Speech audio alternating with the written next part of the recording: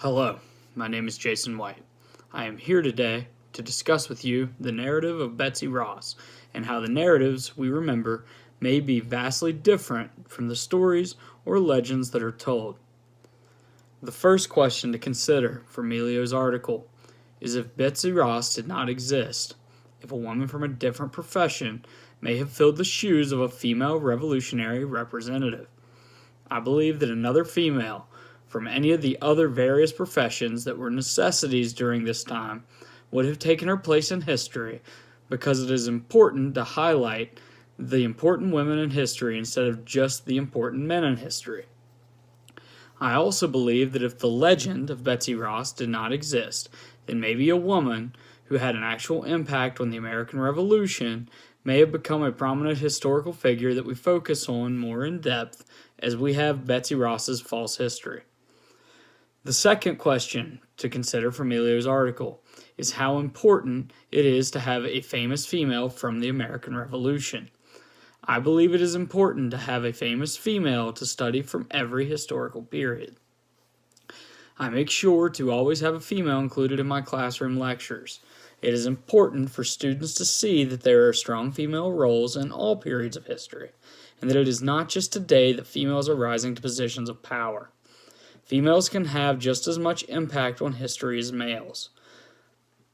The third question to consider from Melio's article is whether the actual person, Elizabeth Claypole, still holds importance in famous icons of Betsy Ross. I believe Elizabeth Claypole definitely still holds historical importance for being a creator of the first American flag. I also believe it should be taught and pointed out in history classes that the stories that have been told in the past refer to Elizabeth Claypole and not Betsy Ross. The final question from Melio's article to consider is why haven't writings such as Melio's article challenging the validity of the legend of Betsy Ross affected the public's praising of Betsy Ross? I believe this answer is twofold.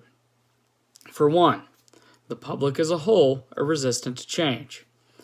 Many people believe that since they were taught that Betsy Ross is the revolutionary idol that they think she is, then it has to be true. This leads me to my next point. Many people trust that what their history teachers taught them in school has to be true, so they are resistant to change their opinions on it. Sometimes it is easy to get distracted by an inspirational story like the story of Betsy Ross. It is told with much celebration and fanfare, so it is hard not to believe it. Many Americans have been told this story throughout the generations. So parents at home can even confirm the story when students come home to discuss what they have learned at school.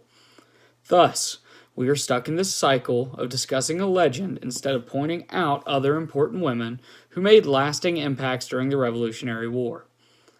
I challenge everyone to think critically.